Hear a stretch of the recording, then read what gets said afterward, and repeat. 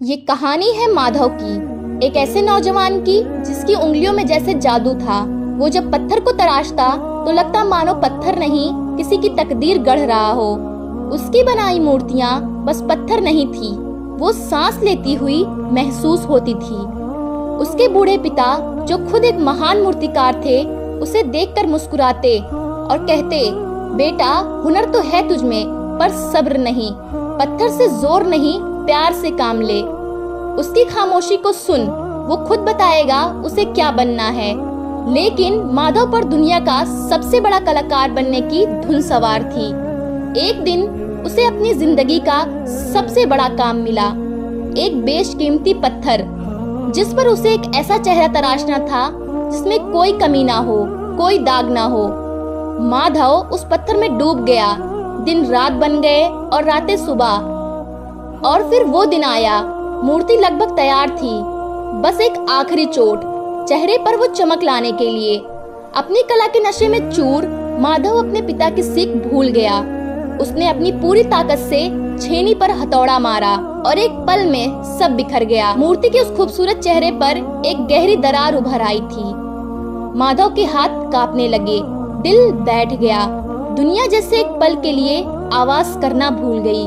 उसका सपना, उसका गुरूर सब उस एक दरार में सिमट कर रह गया था।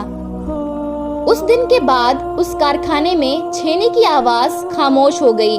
कारखाने में अंधेरा नहीं था, अंधेरा माधव के अंदर उतर आया था। वो बस उस टूटी हुई मूर्ति को देखता रहता जो उसे उसकी नाकामी का आईना दिखा रही थी। एक शाम उसके पिता चुपके से उसके पास आकर बैठे। उन्होंने उस मूर्ति को देखा और एक गहरी सांस ली। उन्होंने माधव के कंधे पर हाथ रखकर कहा, इस दरार ने पत्थर को नहीं तेरे गुरूर को तोड़ा है। बेटा तू पत्थर को सिखाना चाहता था, पर अब ये पत्थर तुझे सिखाएगा कि जिंदगी क्या होती है। पिता ने उस दरार पर उंगली फेरते हुए कहा, इसे गलती समझकर छिपा मत, इसे कहानी मानकर अपना ले।